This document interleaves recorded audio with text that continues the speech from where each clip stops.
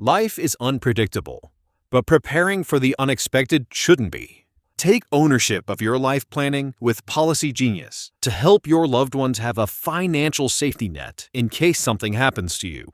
They offer life insurance policies starting at just $276 a year for $1 million in coverage.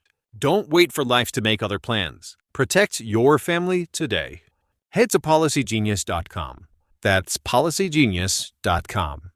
The following episode may contain inappropriate material. Listener discretion is advised.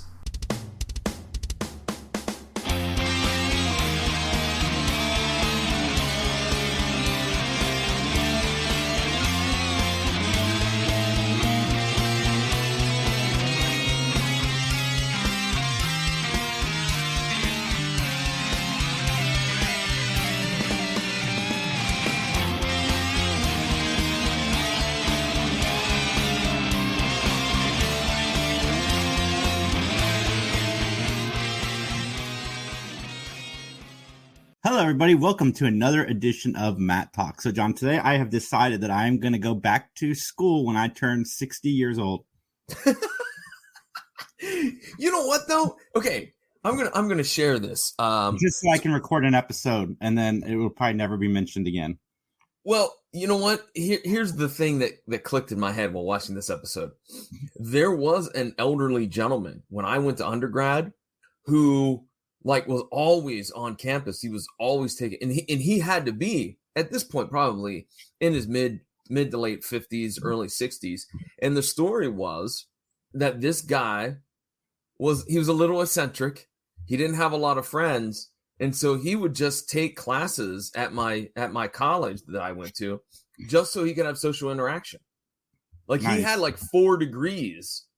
4 bachelor degrees from the institution I went to, but he just kept coming because he was an odd fellow. If you talk to him, you kind of knew that there was something a little bit not quite right with him, if you will. But yeah, so that's what it clicked in me. My thing was, and we'll get into it, is the hows and the whys. Anyways, Jason, how you been? I'm doing good, man. 3 Geeks Podcast got over 500 subscribers. Nice. Good deal, man. This is on YouTube. We're growing our YouTube, and we got a sponsor. I can't say any details about it yet, but it's going to be our first paid sponsor, and I'm very excited about it. That's pretty cool, man. That's awesome as well. Let's just say we'll be grooming very, very nice for a little while. Okay. Hint, hint. You can Google that, folks. Have you been keeping up with any TV shows? What have you been watching? What have I been watching? I've been watching everything. I just finished? Only Murders in the Building. If you're not watching Only Murders in the Building, John, I'm going to come over there and I'm going to throw Better Call Saul at your head. That show is amazing. I'm glad you mentioned the Better Call Saul reference because, we have an alumni of that show in this episode of Mattalk. More on that in a few minutes. You know what? It's on the list of ones to watch. It needs to give up your list, man. Season 3 with Meryl Streep. Come on. Come on. Arguably the first great thing Martin Short has ever done. Oh, wow. Okay. That's a hot take from you. Yeah, I love him in this show. Okay. All right. And cool. You know that I'm not the biggest Martin Short fan. No, that's true. You are not. This show makes me want to go back and watch the Martin Short stuff that I have trashed in the past just to see if I was wrong. That's how good this show is. Okay. All right. I'm not watching any shows, but I'm continuing on the truck that I'm on to watch 1970s disaster movies. I just watched Juggernaut the other night, which is a movie starring Richard Harris and a very young Anthony Hopkins. Who else is in it? It's predominantly a British cast because it's about a British ocean liner that's going from England to the U.S. and then mid-trip there's a maniac that makes a call to Scotland Yard and said, I put 7 bombs on the ship. And if you don't give me $500,000, I'm going to blow it up. Which, by the way, I did Google. I was like, that sounds like that's not a lot of money. It was actually $2.6 million in 1976. Wow. So that's a lot of cash. But that's all I've been watching, man. Just disaster flicks and hockey. That's about it. What a combination, huh? Yeah. I like disaster films. Good or bad, I like disaster movies. You ought to check out some of these 70s ones because there's a couple of really, like Black Sunday was really good. And I did like Juggernaut. 2-minute warning. I kind of liked some aspects of it, but other aspects were kind of eh. I want to catch up on the Towering Inferno, the Poseidon Adventure, because I know there's 2 big ones. Airport is another one that everybody talks about, so I want to catch those and check them out. I watched Moonfall. Have you seen Moonfall? The one where the moon is literally falling into the earth? No, I'm not even familiar with this movie. I can't remember who's in it. I think Bill Patrick Wilson is in it from the Insidious and Conjuring movies. Okay. Yeah. I don't. When did this come out? A couple years ago. Was it a Netflix like original or? No, it was theaters. Was it Roland Emmerich? It might have been a Roland Emmerich movie. Oh, maybe. Okay. Don't quote me on that, folks. Don't at me. Don't at me. Well, speaking of at me and at you, we have an episode to discuss. It's called The Student, Jason. So shall we get into our opening statements? That's right. The student is about to become the teacher. There you go. And with that, ladies and gentlemen, let's get to our opening statements. As I mentioned, the name of the episode is The Student, and the original air date was January 9th, 1990. And we have a couple of guest stars to talk about. One that totally confused me, and I'll get to that individual in a minute. But first and foremost, I mentioned him, and I hope I'm doing his last name justice. I don't know if I am, and apologies if I'm mispronouncing it. But our very first guest star is Dennis Boutsikaris as Professor John Gallagher. You may know him as Rick Schweikert in Better Call Saul, Dr. Malcolm Cross on Salvation, Henry Rorick on Quantico. He literally has been like a bunch of different lawyers in the Law and Order universe. I mean, this guy's got a huge resume. And I'm going to throw it out there. Jason, you can Google this. I don't think the man has aged. I think he looks just the same here in 2023 as he did 30 some odd years ago in 1990. Nice. Good on him. Yeah, man, for sure. Our next guest star is a gentleman by the name of Cameron Thor, which I want to know, is that his real name? I hope so. Nah, I get this feeling like it's something like Cameron Thorson or something like that. And he's like, I'm going to be like Thor. Oh. Well, he will play the role of Paul Knight, but you may also know him as Commander Lawrence in A Few Good Men, Mertens in Wind Talkers, Dodgson in Jurassic Park, Ron in Hook, and Narek on Star Trek Next Generation. So there you go, Cameron Thor and his resume. All right, the one that threw me for a loop. I saw this individual. I clicked on his name on IMDb. His name is Nick DeMauro, and I was like, that name rings a bell. And lo and behold, Jason, it tells me he plays a character named Charlie in 7 episodes of Mattalk. And I'm like, who the hell is Charlie? Who the hell is Charlie? Charlie is the hot dog vendor. Oh. I did not know that. I can't believe it took me till season 4 to find this out. But you may also know him as Calabrese in the, I almost said Van Damme, but it's Steven Seagal movie, Hard to Kill. Caprese in Vampire in Brooklyn.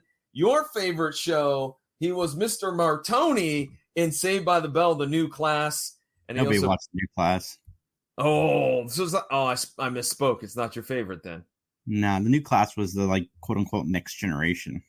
Oh, okay. Do you remember the Martoni character or no?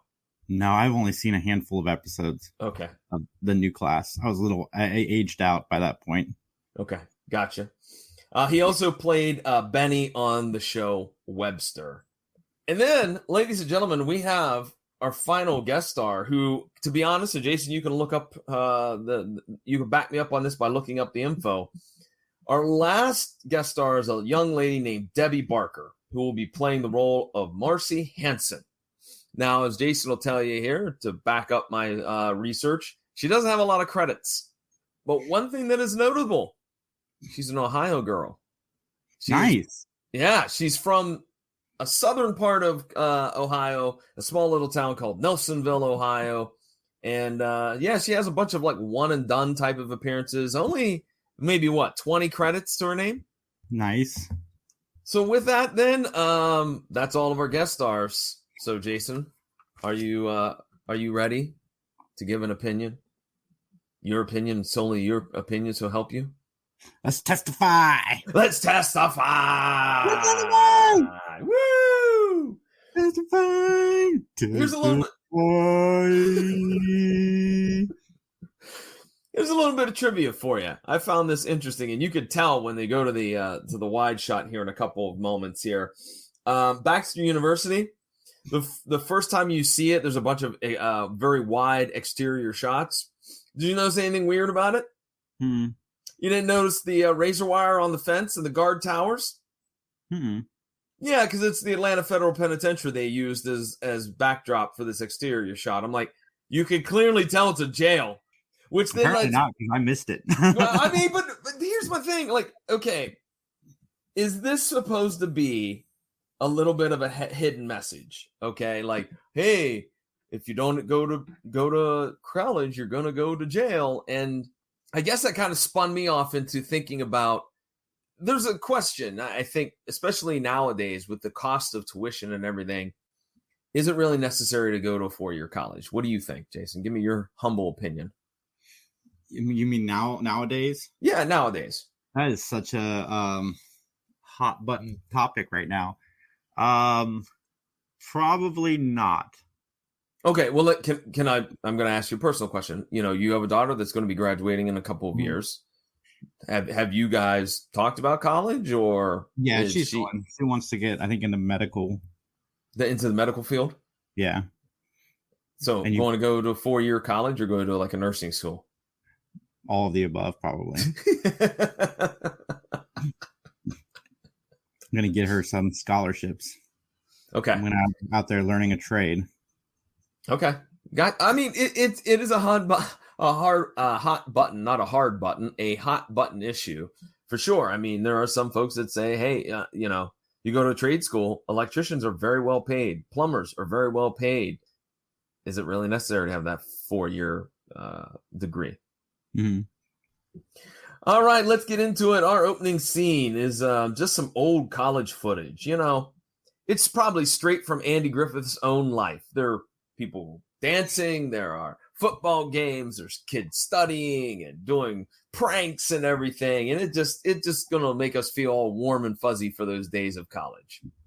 Oh yeah, gimmick galore. Here we go. The old guy in college. That's probably never gonna get mentioned again. So we see Ben is in his office and Michelle and Conrad are talking to him and they're organizing his schedule, but then he hurries and leaves. And so then Conrad and Michelle are like, well, that's weird. I wonder what he's up to.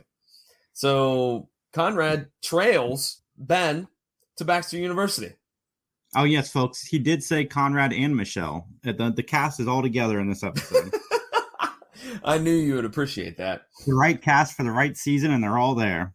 There you go. And actually, I thought pretty equitable screen time as well. I like that eventually Ben, we find out, is taking a literature class. And he's taking classes on things that he doesn't know. That's what he tells Conrad. And I do like how Ben was like, oh, you found me. You're really good. Like that was kind of silly. That was just silly.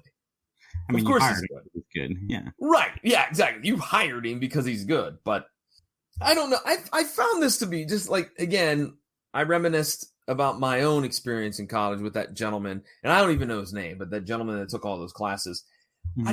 I agree with you. I think this is a gimmick that we're going to use for this episode. And then we're never, ever, ever is it going to be brought up ever again. No. And what's the degree he's going for? I don't know. I don't either. But he's Maybe taking he's back to sow some wild oats. Maybe it's going to be a Mattalk after dark situation, if you know what I'm saying. Oh, please. Now. I think there's going to be enough of that stuff. All right. In fact, we're still getting comments from our wonderful listeners talking about that the individual that was outraged by the sexual content of Mattalk. And boy, howdy, they're going to have their minds are going to be blown on this one. I'm telling you. So anyways, so let's talk here about, we cut to a college party where Marcy's talking to JD and they argue about their breakup. And JD, by the way, I the actor didn't have a lot of credits, so we didn't kind of highlight him, but he is a legitimate 6'6" former basketball player. So he looks massive next to everybody because he is a massive man. I do want to ask this, and I know it's probably the 90210 syndrome, but Jason, to you, did it seem like some of these quote kids seemed like they were older than what a typical college? Yeah, one dude looked like he was 97 years old, but he was supposed to be like in his 20s. Her like other quote unquote boyfriend that wasn't the professor, that dude was not in his 20s. Oh yeah. That's JD. That's the 6'6" guy. We're younger than that guy. Yeah, that Ben was younger than that guy, maybe. Well, anyways, Professor John Gallagher interrupts and chastises JD about cheating on the exam. And I remember Blue Books, and I don't know, folks, it's been a long time since I've been in college. I remember Blue Books. You had to write your answers by hand in pencil in the Blue Books. Do they still use them? I don't even know what a Blue Book is, John. Okay. So Blue Book was literally a little notebook that they would give you for an exam, and you had to put your answers in the Blue Book. You couldn't put them on anything else. So this was back in the late 90s. But hey, if anybody knows if they still use Blue Books, how about letting us know? And Jason, how can they tell us this information? Email us, benmattalk@gmail.com. You're saying it too fast. Our listeners can't write that down. benmattalk@gmail.com. And of course, you can find us on Twitter at @MattTalk_podcast and Facebook as well, Matt Talk Podcast. And let us know. In fact, you know who's been keeping us in check? Daniel Snow. Thank you, Daniel, for keeping us in check, throwing out some trivia that we didn't know and commenting on how much you love the show. And thank you very much for that. And everyone who's listening, thank you for checking out this episode. I forgot to do that cheap plug at the beginning of the episode, so I'm just cramming it in since we have a little spot there. Nice. It works, right? Yeah, perfect. Okay. Marcy wants to talk with Professor John Gallagher, but he doesn't really care. He's like, whatever, I'm not talking now. And all of this is seen by JD. So then we cut to Professor Gallagher's class, where he argues with JD over the exam, claiming that he cheated. And man, he was firing off some heat. Like, you're just an athletic pinhead. You're just a dumb jock. Tell us how you really feel. Dumb jocks. Well, guess what? He's getting an F. He's getting an F because he cheated. And that means no basketball team. And that means no national championship. Nope, now he's going to be a 68-year-old freshman. With arthritic knees. JD claims that he saw Marcy and the professor talking and whatnot. And so they kind of allude to the fact that JD knows what's up. Like, he's put two and two together. And then Marcy shows up. Gallagher and Marcy, they argue because Gallagher's actually seeing somebody else now. And so he tries to smooth things over as he dumps Marcy, and she replies with, "You bastard!" Years before South Park ever would make that a catchphrase for the masses. Oh, the language. Let's go ahead and talk about this. There's lots of cursing, and there's going to be a part later at the end of the episode where there's a lot of cursing in court, which is getting lots of reprimands. That was an awesome part. That brought a giant smile to my face. Yeah, it was funny. Yeah, it was good. So Marcy even tells Gallagher, "I'm going to go to the board of directors, and then you're going to get fired." And he goes, "Oh, yeah? Who are they going to believe? Me, a distinguished professor, or you?" That professor is kind of a jerk. He is. But you know what? I gotta be honest with this character, this actor, Dennis, excuse me. He plays kind of a jerk in Better Call Saul with Rick Schweiker. Yeah, he's kind of slimy a little bit as well. He's not as bad as Saul, but he's got a little bit of scumminess towards his character as well. So he does a good job with that role, I would say. We cut to a scene where Marcy arrives at night at Gallagher's office, and she dumps him and tells her what she thinks. And I don't appreciate her using the term "over the hill." That's offensive to us who are, well, over the hill. So You're not over the hill yet. oh, thank you. That made me feel better. Thank you. 50 is over the hill, right? Yeah. Yeah, we're getting up the hill. We're getting towards the peak of the hill, but we're not at the peak of the hill yet, John. Thank you, Jason. That was very kind of you. I appreciate those kind words. Yeah. Okay. Marcy leaves and she passes the janitor, and then the very next scene, we see that Gallagher is still in his office. Somebody opens the door, and then he's stabbed and ultimately killed. So then we cut to Bob Brooks the next morning at the scene. Mr. Knight, Paul Knight, comes in and he's freaking out because it's he was the assistant to Gallagher, and he yells he knows who did it.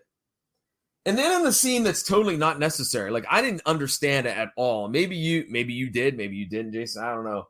We have Bob Brooks and Ben meeting in a hallway that I think was at police headquarters, but I'm not sure. I'm not sure. Yeah, and they talk, and like Bob, like he kind of like gives some grief to Ben for being enrolled in college. Like I didn't understand. I didn't even understand why this was in here, and this should have just maybe been cut out. Mm-hmm. You agree? Yeah. Okay. I do. I concur. So we cut to Marcy's room. It's a pink room. I think Barbie would be proud. Although I do have another comment about her house in a little bit. This I thought was kind of hokey too. A 1-month affair. We're all bent out of shape over a 1-month affair. Hey man, you don't know like how intense that 1 month was though. It had to be intense because, man, oh man, Marcy's all bent out of shape about it and upset about it and everything. And I'm like, it's a 1-month affair. So Ben interviews Marcy, and, she tells him everything, about, hey, JD and being on the basketball team, and her mom is dead and she's on the outs with her dad, which explains enough as to why she's with Professor Gallagher. Someone has daddy issues. I mean, that's red flag number 1, right? Yeah. Okay. I mean, I'm not saying things that aren't true, folks. Was dating her professor and then liked that one guy who looked like he's in his 50s. JD. His name is JD. JD. Okay. You know what it stands for? It's probably something very old, like Jebediah or something like that. An old-timey name. That's why he's JD, because he is 70 years old. I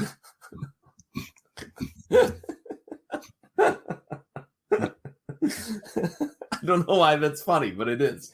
Anyways, Michelle interrupts a hug between Marcy and Ben, which raised some eyebrows of Michelle Thomas. Michelle Thomas interviews Paul, and we find out that Professor Gallagher, who he was hooking up with, is Mark Carter's wife. Ooh. Scandalous. I think, again, that reviewer is going to be highly upset with this episode. Paul's alibi is that he was researching in the lab. And then he does, man. He sees the opportunity, Jason. He takes a shot, man. He takes a shot. What is that shot that I'm referring to? Hey, man, would you like to go out with me sometime? Don't bring that weak game to Michelle Thomas, right? Yeah. What's too young for you? Am I too young for you? Am I? Yeah, and first of all, he looks like he's in his 40s. I know. He didn't look like a young guy either. No. But again, I think we've learned when you come at the king, you best not miss. Oh, wait, no, sorry. That's The Wire. My bad.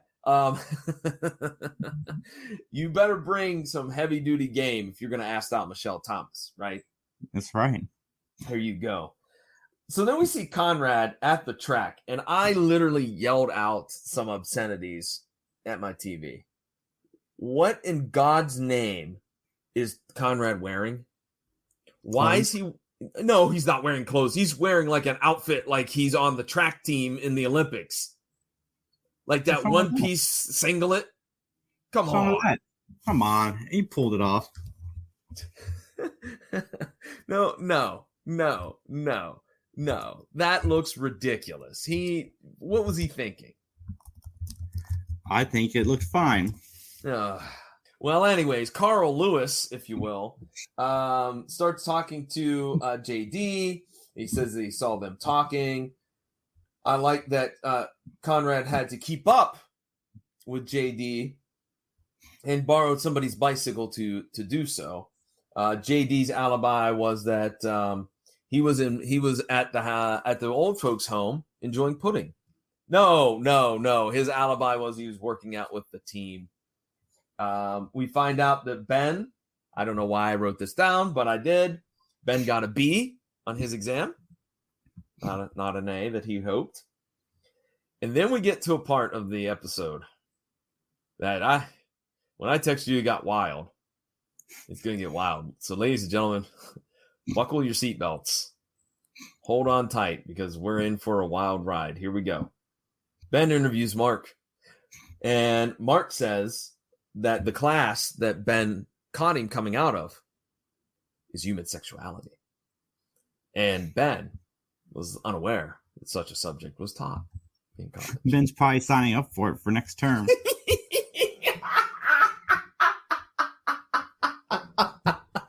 Yeah. He's going to go in there all bashful. Anybody who watches the show knows Ben is a little bit of a child when it comes to sexuality. Uh-huh. Yep. He gets excited. He in a very juvenile middle school way, he gets excited. Yes. So, more curiosity excited. Yes. I don't want to make him sound dirty. No. Curious about how the other sides live. Mark knows that Professor Gallagher is having sex with his wife, and that blows Ben's mind, right? Because they have an open marriage, and Mark's alibi is, well, the night of the murder, I was here at class because they were showing a film, and we get the illusion it was a dirty film for the class.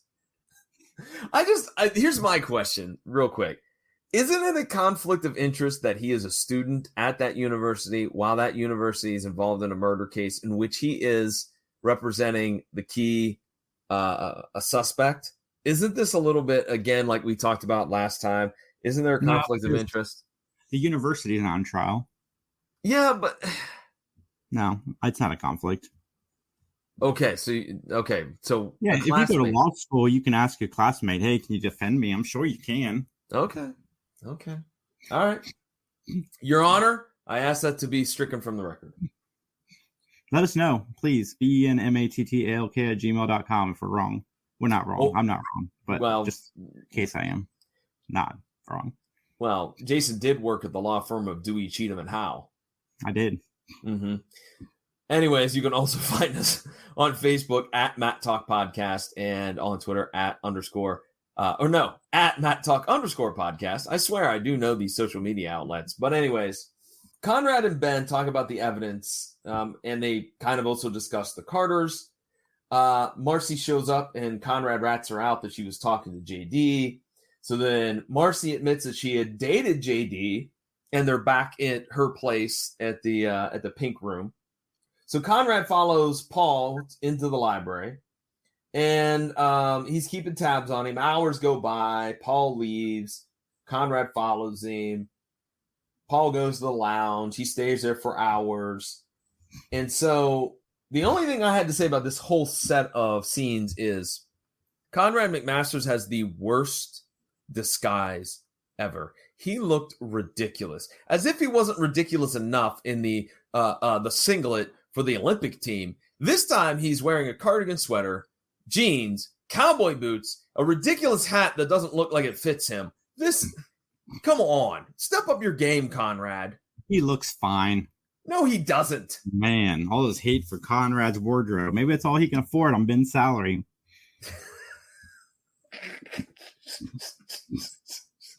Okay. All right. Well, okay. I have no words. I have no words to that. I cannot even reply.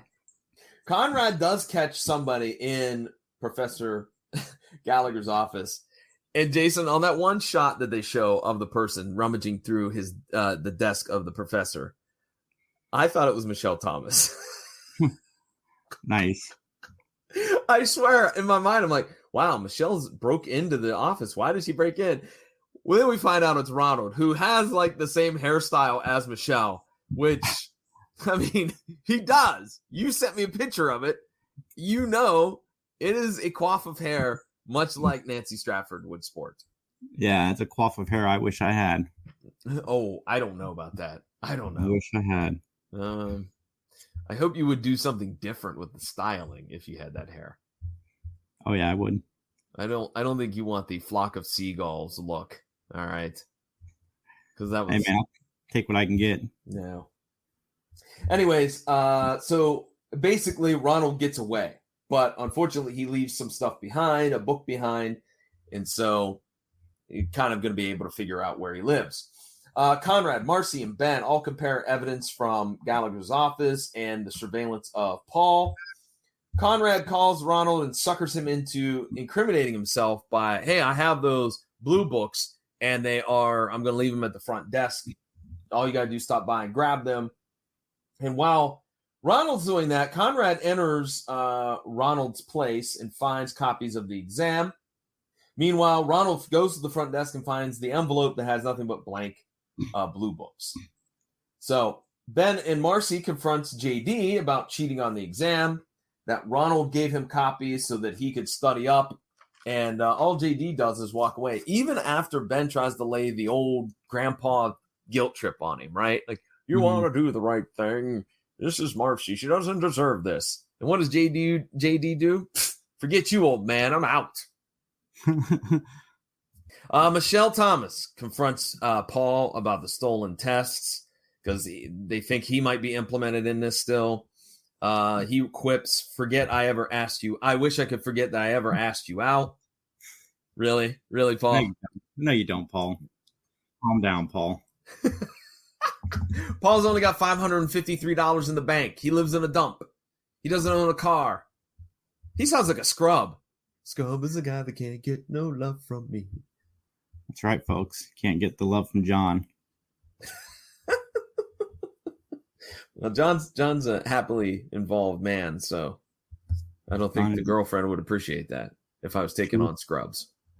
She would not, John. She would not. Unless it's the show Scrubs. I don't think she'd mind that. No, she wouldn't mind that, actually. No. Anywho, we find that Ben confronts Ronald and tries to scare him. So Ronald burns the exams, but something tells me, like, when he was doing that, I was like, there's a catch to this. You know what I mean? Like, there's a catch to this. It's not the real exams or something. So Conrad and Ben stake out Ronald's place. Eventually, Ronald leaves, and Conrad and Ben follow him to a construction site where they find Carter and Ronald talking. Mark Carter, I should say. Ben interviews Paul printing off papers, and he shows off that the tests were stolen from the computer of Professor Gallagher. Jason, how about that dot matrix printer, yo? That's pretty tight, man. Pretty tight. Oh, God, I remember those things. I had one. You had one. You had to have had one, right? Yeah, it takes like 3 hours to print a piece of paper. Jeez, God, yes, it did. It took forever. God. Yeah, man. Word. I remember those. Ben finds a clue, and it has to do with the time of which you access information from the PC. So we go to the courtroom. Mark Carter's on the stand.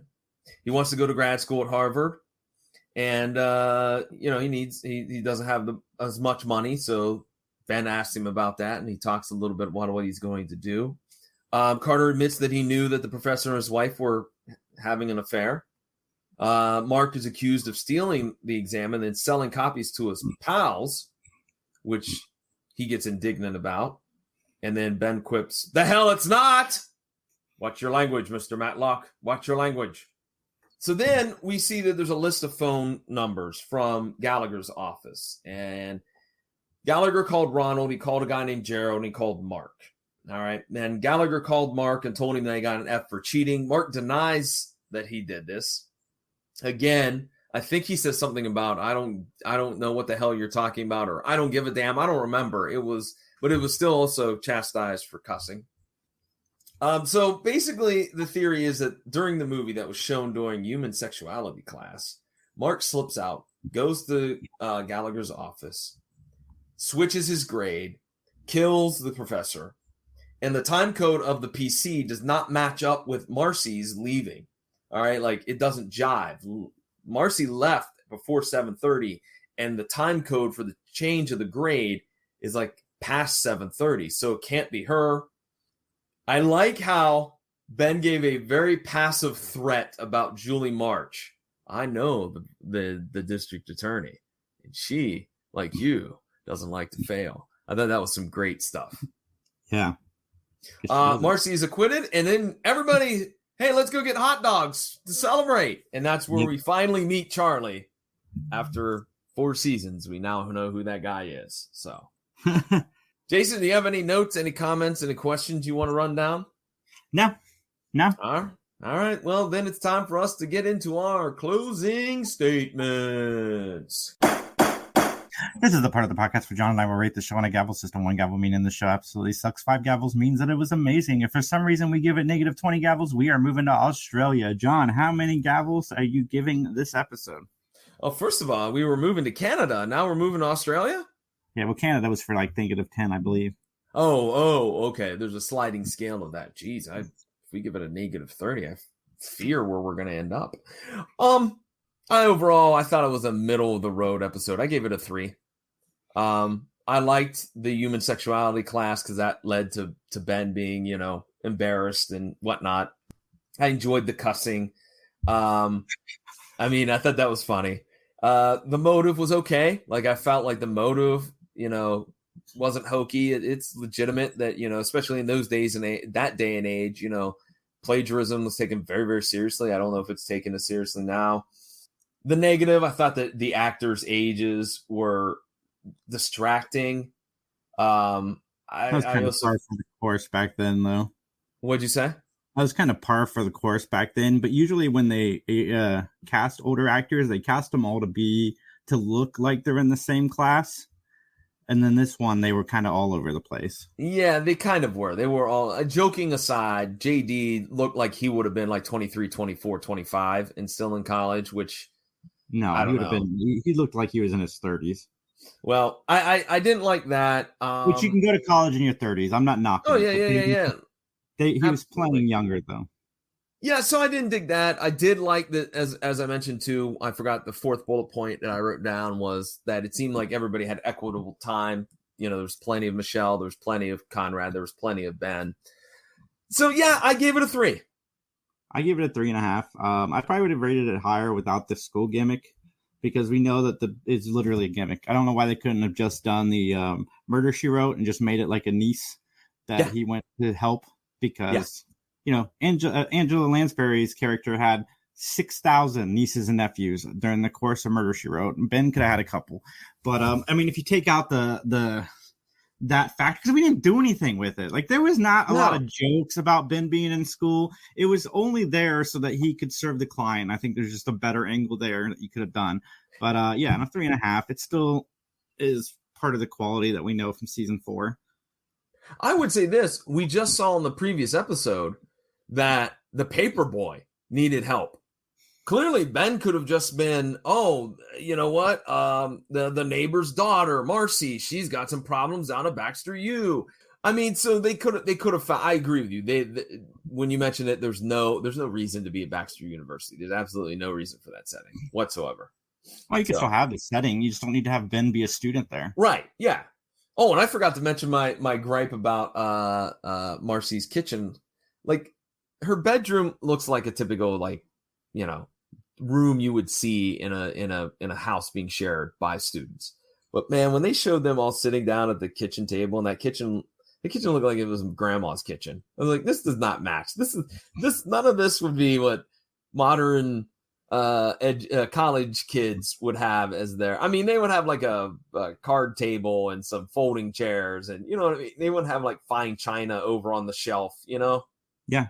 But nonetheless, I still stick with a 3. So, all right, ladies and gentlemen, we have an announcement to make. Jason and I have decided that we're going to go live with Mattalk. We did it a couple weeks ago, and Jason, you stated it was a rousing success, correct? Absolutely. people were very engaged, even though they may not have sent, messages during the live feed, but they have been listening. They have been watching. The numbers have been outstanding. So we're going to give it a go. We are going to start doing these live. We'll also still record them and release them as audio tracks as well, or audio podcasts. But the next episode, which I have to look at my calendar because October has 5 weeks. So let me look at my calendar and see when that next one will be. The 12th. Yep, it would be the 12th. And I know you're saying, hey, wait a minute. Time out. The 12th is on a Sunday. Yeah, we're going to start recording on Sunday nights. Well, having the live feed on Sunday nights. Sunday nights at 8 o'clock. Just like the old Murder, She Wrote time slot, 8 o'clock on a Sunday. So we're very excited for this. We want your enthusiasm to show up. There's going to be questions that you can ask and comments that you can make, and we want that interaction. We're real excited for this. We actually, too, are going to have a producer. So while we kind of give our thoughts and run down the episode, that individual is going to be behind the scenes, so to speak, getting B-roll set, doing different things for us. So I think it's going to be a world-class endeavor. Yes, and I can't wait. Yeah, we're real excited for this. So that's coming up in a couple of weeks. Jason, anything you want to mention about 3 Geeks Podcast real quick? We are live Saturdays at 7 p.m. Lots of fun stuff coming down the pipe. Yep, and PVD Cast is my personal podcasting project. It's available at pvdcast.com or through any major podcasting outlet. Current episode features Nick Gibson, a comic book creator out of Michigan who has 2 interesting books. And so I talked to him, and it's a cool episode. You need to check it out. So with that, then, Jason, shall I get on out of here? Yep, and as they say in court, nothing further.